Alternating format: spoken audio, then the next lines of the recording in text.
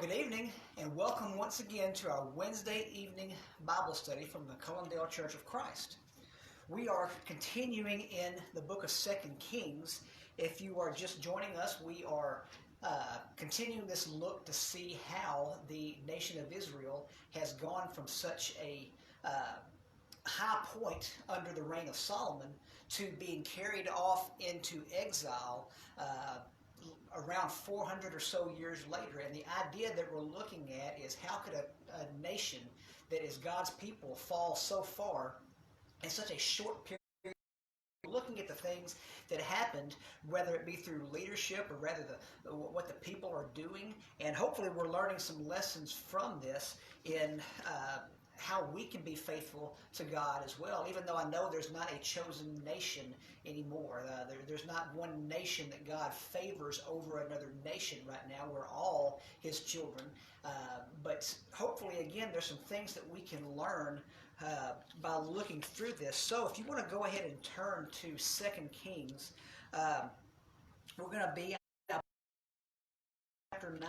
If I remember right, we stopped about the middle of chapter 9, and we were looking at Jehu as he had been told that he was going to come and take over the throne in the northern kingdom.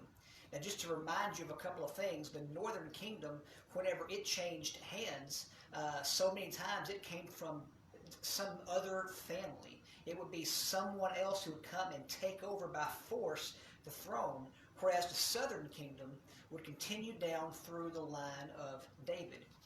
As I was thinking about this and how I could maybe frame the class tonight, I thought about our nation and the presidents of our United States. Now, most of you who have heard me teach before know that I try to stay as far away from partisan politics when I'm teaching the Bible as possible. So what I'm thinking of is, though, when you put all of our presidents together, we are now on number 45, which means that we have changed presidents 44 times. And one thing that I think we should all be thankful for is that each of those times that the presidency has changed, the White House has been given to another president for a term of 4 or 8 years, or however long it may have been for that particular president, that it was a very peaceful transition in each of those times. Whether it be sometimes there was a transition that was within the same political party, or sometimes there was a transition from one political party to another political party, and whatever hard feelings may have been there at the time, there was a peaceful transition. Well, what I want us to do tonight as we look at 2 Kings chapter 9 and 10 and part of 11, or actually probably part of 9, 10, and then 11, we're going to see two thrones that are changing hands, the northern kingdom and the southern kingdom. And I want you to notice the difference. I want you to notice the contrast in the way the northern kingdom changed and the way the southern kingdom changed. There's a definite contrast between the changes in the power of that throne. So, 2 Kings chapter 9, Jehu has already come in, and Jehu has already he's already taken command, and he's already come in. Well, now we're going to see what he does to Jezebel. And I am going to get to 2 Kings. I've been talking and flipping my pages. I'm going to stop for 1 second just so I can get to 2 Kings chapter 9. But in 2 Kings chapter 9, we're going to see the downfall of Jezebel now also. So 2 Kings chapter 9, we're going to start in verse 30.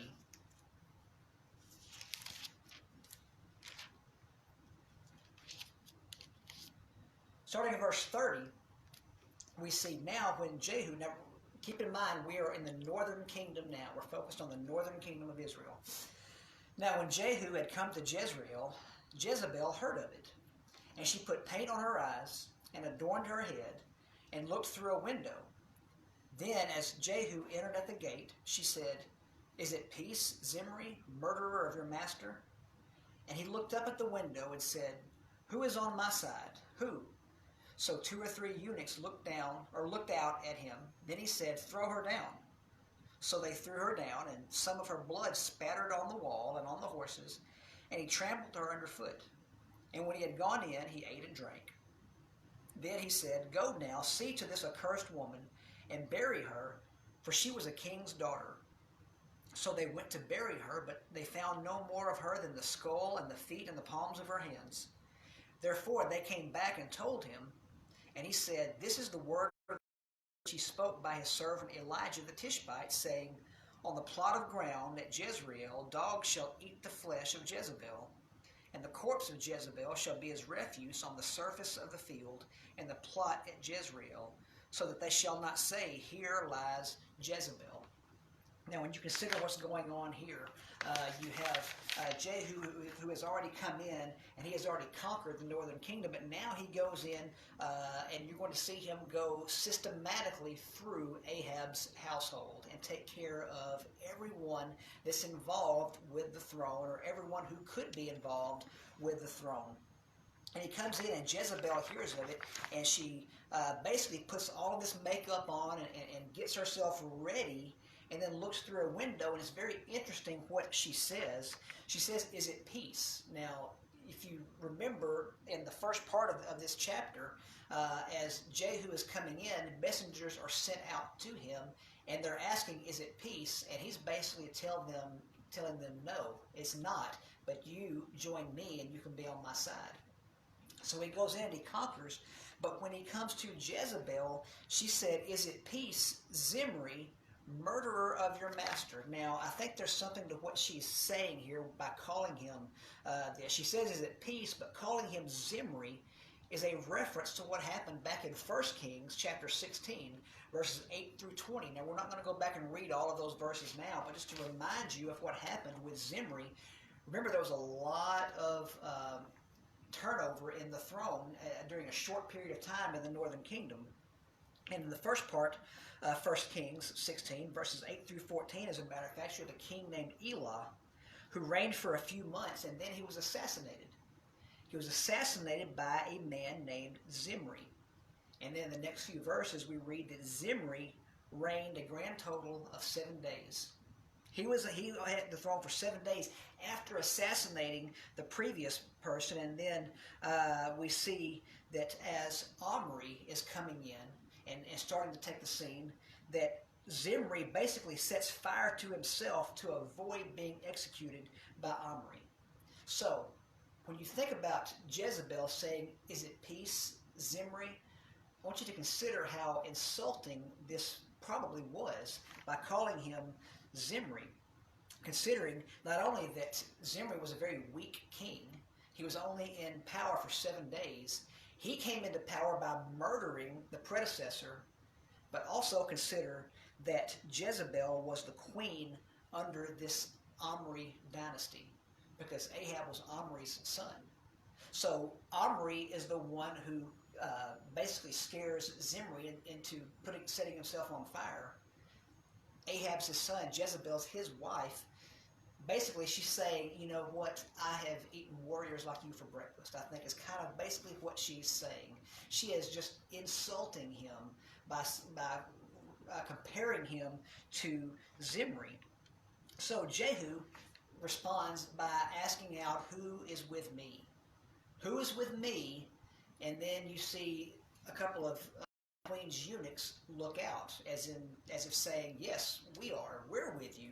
So he says, Throw her down. So they throw Jezebel over the wall, and she dies a very gruesome death. You can see the details in there of the blood splattering and all the gruesome details. I mean, what a way for a queen to die.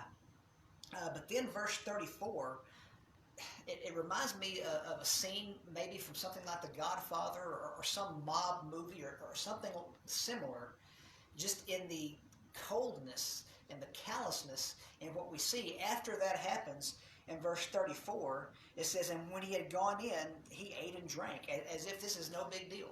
I just overthrew this kingdom, and I've just had them throw over the queen, and blood is splattered all over the place, and now I'm going to sit down, and I'm going to eat, and I'm going to drink. It just reminds me of, again, like a mafia movie or something like that. But Then he says, "Go and see now to this accursed woman and bury her, for she was a king's daughter." But when we go out, we see just how gruesome her death had been, and we find out that that was another prophecy that was fulfilled from 1 Kings chapter 21, verse 23. This was prophecy to Jezebel and how gruesome it would be. This very thing is what happened. We're again seeing more prophecy that's fulfilled. But then as we get into chapter 10, I mentioned the movies. Well, if this were a sequel that continued on in the saga or whatever it would be, if I were to title it, I would title it The Bloodbath Continues, because it's only going to get worse as far as how Jehu takes care of business, so to speak. In verse 1, it says, "Now Ahab had 70 sons in Samaria, and Jehu wrote and sent letters to Samaria, to the rulers of Jezreel, to the elders, and to those who reared Ahab's sons, saying, Now as soon as this letter comes to you, since your master's sons are with you, and you have chariots and horses, a fortified city also, and weapons, choose the best qualified of your master's sons, set him on his father's throne, and fight for your master's house."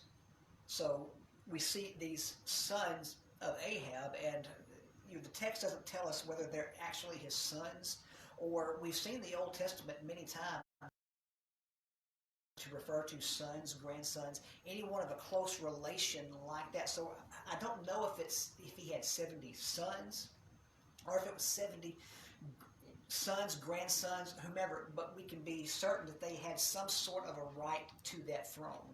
They would have been part of his inheritance. So someone from there would have inherited the throne, but basically Jehu sends a letter and says, put the best one up. You've got all the weapons, you've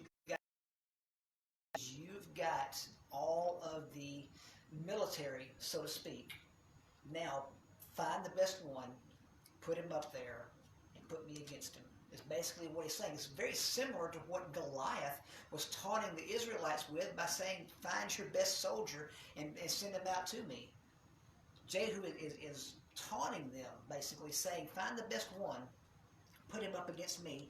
But we see in verse 4 that they were exceedingly afraid and said, look, 2 kings could not stand up to him. How then can we stand? And he who was in charge of the house and he who was in charge of the city, the elders also and those who reared the sons, sent to Jehu, saying, we are your servants.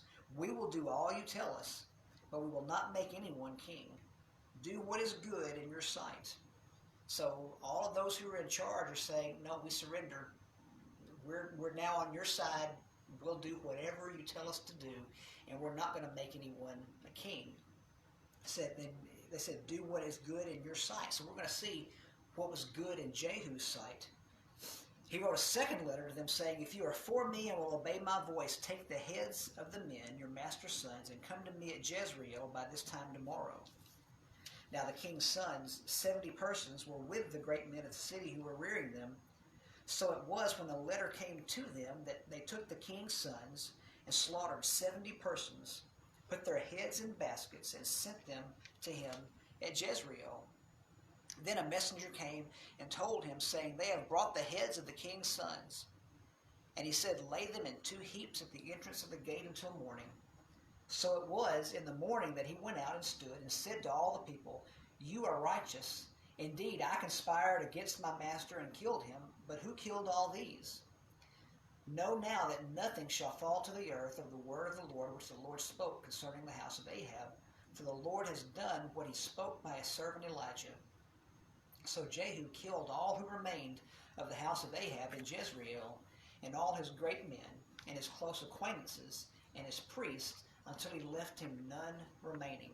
So we see, again, the bloodbath continuing, the very violent overthrow of the Omri dynasty. But what do we think about how bloody this revolution was? And what does God think about this? Was this something that was approved by God? Remember, God is the one that through Elisha had set this up. He had actually prophesied through Elijah that Jehu would do this.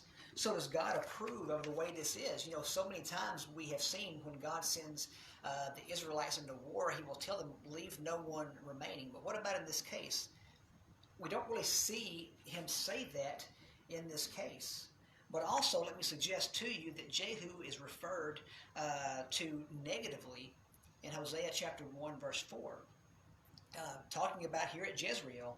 I'll read that for you. It says, Then the Lord said to him, talking to Hosea, Call his name Jezreel, for in a little while I will avenge the bloodshed of Jezreel on the house of Jehu, and bring an end to the kingdom of the house of Israel. So this seems to be a time that maybe God didn't call for a slaughter, even though it was something that he prophesied. It was something that he was aware of, and Jehu was certainly a way that he used to remove Ahab, but I'm going to suggest to you that maybe he knew Jehu was going to do this. This was the way that he was going to rid Israel of Ahab, but he didn't approve of the method. He didn't condone the things that Jehu is doing. Jehu is going to have to answer for that, and we see in Hosea chapter 1 that was what God thought as well. Jehu was going to have to answer for the way he did that. But then we're going to see in the following verses that Jehu wasn't a righteous king either. Again, this is God who's using someone who is not righteous, yet we're going to see his plans come to fruition through an unrighteous person. But he's not a righteous king either. In verses 29 and following, skipping quite a bit. The rest of Ahab, we'll go ahead and skip down to that, but you're going to see the rest of Ahab's family killed. And then in verse 18, let's go ahead and get to that. In verse 18, you're going to have all of the worshipers of Baal who are killed as well. So Jehu gathered all the people together and said to them, Ahab served Baal a little, Jehu will serve him much. Now therefore call to me all the prophets of Baal, all his servants and all his priests. Let no one be missing. For I have a great sacrifice for Baal. Whoever is missing shall not live. But Jehu acted deceptively with the intent of destroying the worshippers of Baal. And Jehu said, Proclaim a solemn assembly for Baal. So they proclaimed it. Then Jehu sent throughout all Israel, and all the worshippers of Baal came, so that there was not a man left who did not come. So they came into the temple of Baal, and the temple of Baal was full from one end to the other. And he said to the one in charge of the wardrobe, Bring out vestments for all the worshippers of Baal. So he brought out vestments for them. Then Jehu and Jehonadab, the son of Rechab, went into the temple of Baal and said to the worshippers of Baal, Search and see that no servants of the Lord are here with you, but only the worshippers of Baal. So they went in to offer sacrifices and burnt offerings. Now Jehu had appointed for himself 80 men on the outside, and had said, If any of the men whom I have brought into your hands escapes, whoever lets him escape, it shall be his life for the life of the other. And we'll summarize, just for time's sake, these next verses, but basically it's an ambush. He's going to destroy the worshippers of Baal, which is actually God's plan. Even if God doesn't approve of the way that Jehu has taken over the throne, Jehu is going to remove all of Baal worship from the northern kingdom of Israel. And the way he does it is he gets all of the Baal worshipers together and says, make sure now we don't have any stragglers in here. Make sure we don't have anyone who's going to worship the true and living God. No Yahweh worshipers in here. We're going to have only Baal worshipers. And he gets them all together. And once they're in there and everyone feels secure, he has his men on the outside and sends them in and destroys them all. So we have an ambush here of the Baal worshipers, and we see that they broke down all of these things. They killed them, they broke down the pillars of Baal, tore down the temple of Baal, and we see in verse 28 that Jehu destroyed Baal from Israel. But Jehu did not turn away from the sins of Jeroboam, the son of Nebat, who had made Israel sin. That is, from the golden calves that were at Bethel and Dan. And the Lord said to Jehu, Because you have done well in doing what is right in my sight, and have done to the house of Ahab all that was in my heart, your sons shall sit on the throne of Israel to the 4th generation. But Jehu took no heed to walk in the law of the Lord God of Israel with all his heart, for he did not depart from the sins of Jeroboam, who had made Israel sin. So Jehu had an opportunity to be a righteous king, just as each one of us has an opportunity to be righteous, but God's going to give us the choice of whether or not we're faithful. And God had even told him, look, you have removed Ahab, you've removed Baal, you've done these things that I want you to do. You have this opportunity for you and your family to keep the throne. But even this was not enough motivation for Jehu to be faithful to the Lord, and we see that he wasn't. In fact, you can make a very similar comparison to Jeroboam in more than one way. He says that he didn't. He said he did not turn away from the sins of Jeroboam, who had made Israel sin, that is, from the golden calves that were at Bethel and Dan. He's compared to Jeroboam in that Jeroboam was someone else who was not righteous, but yet God used, because he said, I'm going to split the kingdom. Jeroboam had the opportunity. He had the kingdom handed over to him by God and had the opportunity to be faithful. And had he been faithful, God would have been good. God would have blessed him. God would have blessed his family on the throne. But yet he wasn't. So he was used to split the kingdom, but he wasn't faithful. Here God uses Jehu similarly to remove Ahab, to remove Baal from the northern kingdom, to remove all Baal worship from the northern kingdom. But Jehu is not going to be faithful. And then we see that he is, in verse 32, we see the death of Jehu. And basically that he was not a very good king. So again, we'll summarize that because I want to get into chapter 11. I said I want you to contrast some things.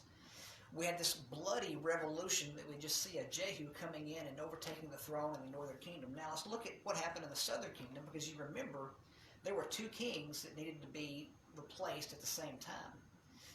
Jehoram had died and Ahaziah had died in the southern kingdom. So you had two kings that were going to need to be replaced. Let's see how Judah replaces that. Verse 11, or chapter 11, we're going to switch over to the southern kingdom of Judah. Now, when Athaliah, the mother of Ahaziah, saw that her son was dead, she arose and destroyed all the royal heirs. So you have the queen at that point, the mother of the king who had just died, who now she goes and she slaughters everyone who is an heir to the throne. Now, I thought you said that this was going to be a contrast. I thought you said there was something different here. Well, consider something here real quick. Consider that Athaliah, remember who she is. She had married into this kingdom, but remember who she was. She was Ahab and Jezebel's daughter. And as you can see, she is more Ahab and Jezebel than she is David and Solomon. In fact, she really had no right to that throne anyway, because again, she had married in. She had no right to that throne. She's going to be a temporary placeholder, if you will. She will just be that placeholder until we see someone from the sons of David and Solomon that are going to occupy that throne. But you see, in the way that she does this, maybe she understands this, because she slaughters all of the royal heirs. She slaughters her family so that she can hold on to the throne. Verse 2, but Jehosheba, the daughter of King Joram, sister of Ahaziah, took Joash, the son of Ahaziah, and stole him away from among the king's sons who were being murdered.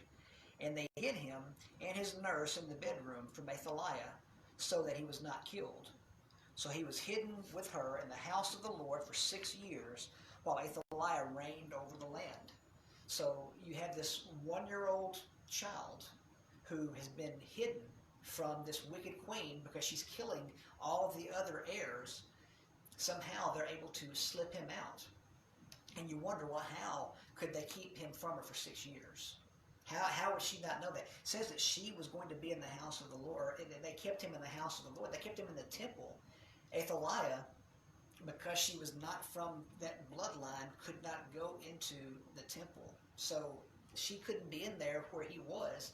So he's being hidden in there for 6 years while she reigns. She's on the throne, but she can't go into the temple.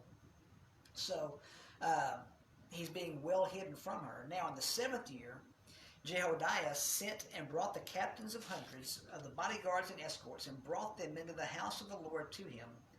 And he made a covenant with them and took an oath from them in the house of the Lord and showed them the king's son. Then he commanded them, saying, this is what you shall do. 1/3 of you come on duty on the Sabbath shall be keeping watch over the king's house. 1/3 shall be at the gate behind the escorts. You shall keep the watch of the house, lest it be broken down. The two contingents of you who go off duty on the Sabbath shall keep the watch of the house of the Lord for the king. But you shall surround the king on all sides, every man with his weapons in his hand, and whoever comes within range, let him be put to death. You are to be with the king as he goes out and as he comes in. So the captains of the hundreds did all according to all that Jehoiada the priest commanded.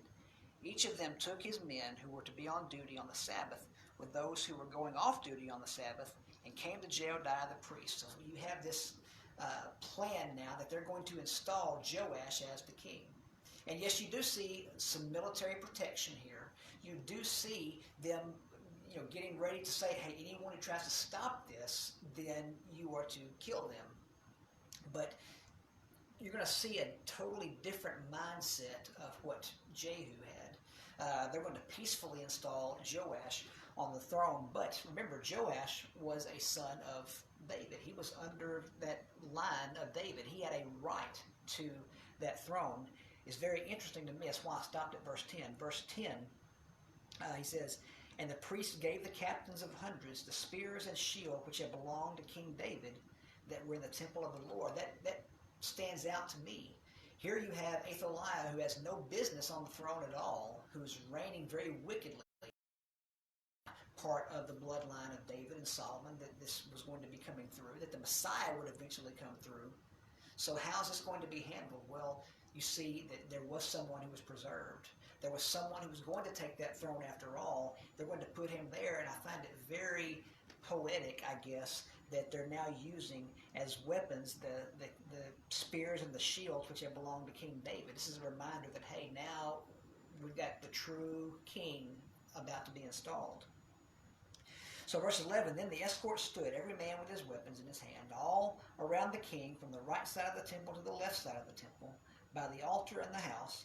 And he brought out the king's son, put the crown on him, and gave him the testimony, and they made him king and anointed him.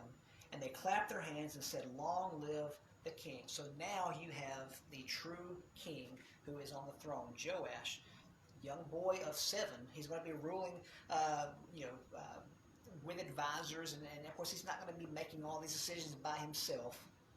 But now you have someone from the line of Solomon who is on that throne once again. And then verse 13, you have Athaliah, who now sees what has happened. Now when Athaliah heard the noise of the escorts and the people, she came to the people in the temple of the Lord. When she looked, there was the king standing by a pillar according to custom, and the leaders and the trumpeters were by the king. All the people of the land were rejoicing and blowing trumpets. So Athaliah tore her clothes and cried out, treason, treason. Now, you have this traitor herself who is now trying to turn around and accuse others of doing what she herself had done. I mean, these weren't traitors. These were someone this was someone who belonged on the throne. They're just making and making it right. They're fixing something that had been messed up by her. She was the actual traitor. She was the one who they should be yelling treason to. But I want you to notice the difference in this change of power. Again, there was very little violence up to this point, and yet you are going to see that they're going to drag her off, and they are going to execute her. But it's going to stop there. It's not like we're going to take out every single person that we can find. This was relatively peaceful when you consider what Jehu had done. But we do see that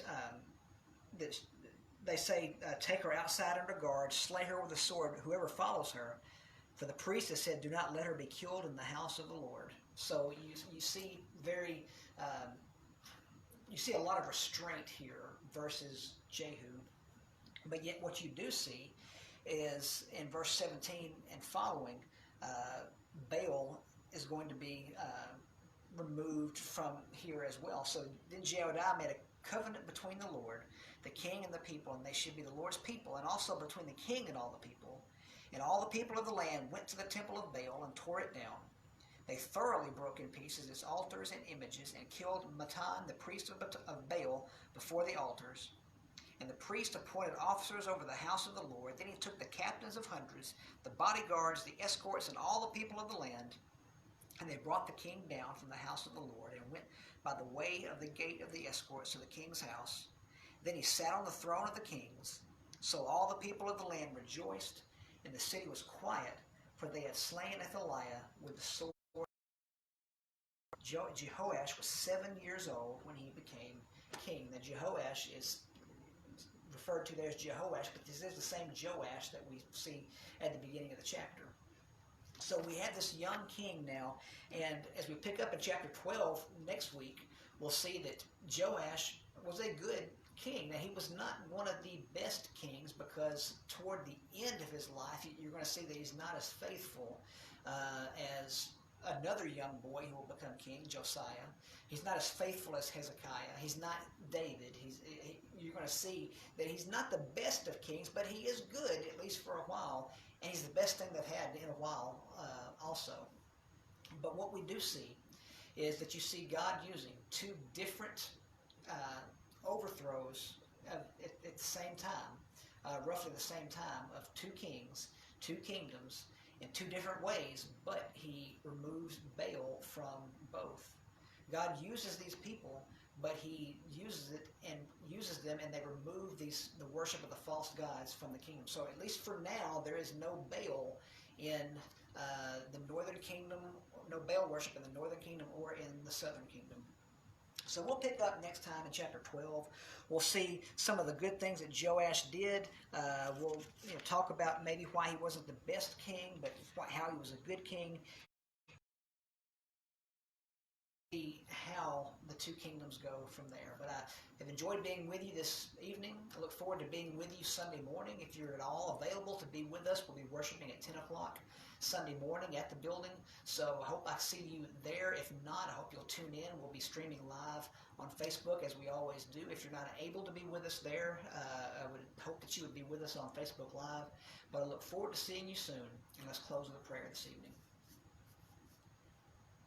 Our Heavenly Father, we are so thankful for another day that you've blessed us with. We're so thankful for the ways that you take care of each one of us. And we know that there are many things going on in the world now. We know that there are many problems throughout the world, throughout this nation. This has been a tough year for many different reasons, but we pray that you would be with each one of us as Christians, that we would look to you knowing that you are in control. We pray that we would look to you and look to your word to see how that we can remain faithful no matter what is going on in the world, that we can remain faithful so that we can have that home with you in heaven for eternity. We pray that you'll help us to do that. We pray that you'll help us to teach others as well what they can do to be saved, to be faithful to you. Pray that you'll be with all of those who are sick, all of those who are struggling in any way, whether it be financially, whether it be emotionally, or whatever their struggles may be. We pray that you would be with them. We pray that you would help us to be a shining light for you, and that we could point others to you. We pray that you'll forgive us of all the times that we do sin and fall short. We ask these things in Jesus' name. Amen.